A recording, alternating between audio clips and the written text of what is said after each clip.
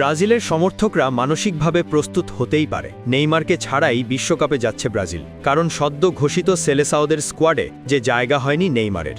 যদিও coach Carlo Ancelotti তার ফেরার পথ বন্ধ করে দেননি, বলেছেন বিশ্বকাপ দলে ফিরতে পারে নেইমার, শুধু ফিট হতে হবে তাকে। কিন্তু এই এক গল্প বলেই তো গত এক বছর পার করে দিলেন তিনি, কিন্তু নেইমার আর দলে ফেরেনি। তবে এটা কি সত্যিই তার মনের কথা, নাকি এত বড় একজন খেলোয়াড়কে কৌশলে বাদ দেওয়ার পরিকল্পনা? কার্লো আনচেলোত্তির শিষ্যদের সামনে অপেক্ষা করছে দুটি গুরুত্বপূর্ণ প্রীতি ম্যাচ। নেইমারকে ছাড়া দল ঘোষণা বলে দেয় কি ভাবনা আছে আনচেলোত্তির মাথায়। আগামী ২৬ মার্চ যুক্তরাষ্ট্রের বোস্টনে শক্তিশালী ফ্রান্সের বিপক্ষে মাঠে নামবে ব্রাজিল। এরপর ৫ দিন পর অর্থাৎ ৩১ মার্চ অরল্যান্ডোতে তাদের প্রতিপক্ষ হবে ক্রোয়েশিয়া। এই দলে চমকও আছে, আবার কৌশলগত বার্তাও। নেইমারকে বাইরে রেখেই স্কোয়াড সাজিয়েছেন আনচেলোত্তি, যা নতুন প্রজন্মকে সুযোগ দেওয়ার ইঙ্গিত বহন করে।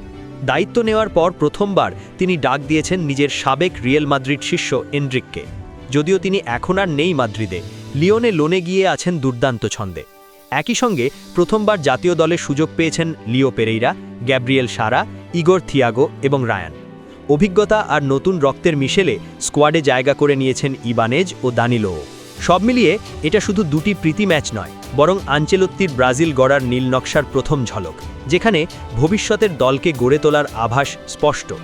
মূল কথা হচ্ছে, এখান থেকেই তৈরি হবে ব্রাজিলের বিশ্বকাপ স্কোয়াড, কারণ জুনে অনুষ্ঠিত হওয়া বিশ্বকাপের এর আগে আর নেই কোনো প্রীতি ম্যাচ বা প্রতিযোগিতামূলক লড়াই। সে কারণে এটা অনেকটা নিশ্চিত যে নেইমারের না থাকা বলে দিচ্ছে বিশ্বকাপ স্কোয়াডে তাকে সরিয়েই রাখতে পারেন আনচেলোত্তি। এদিকে রদ্রিগোর বিশ্বকাপ খেলার স্বপ্ন আপাতত শেষ, ফলে জাতীয় দলের বাইরে আছেন তিনি। চোটের কারণে দলে নেই এদার মিলিতাও, ব্রুনো গুইমারেস ও এস্তেভাও উইলিয়ান।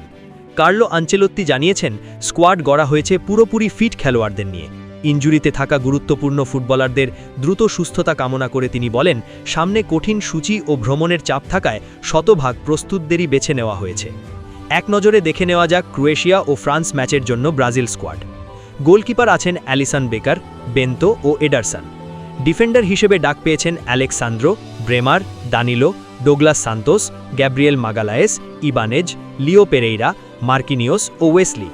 মাঝমাঠে আছেন Andrey Santos, Casemiro, Danilo, Fabinho ও গ্যাব্রিয়েল সারা।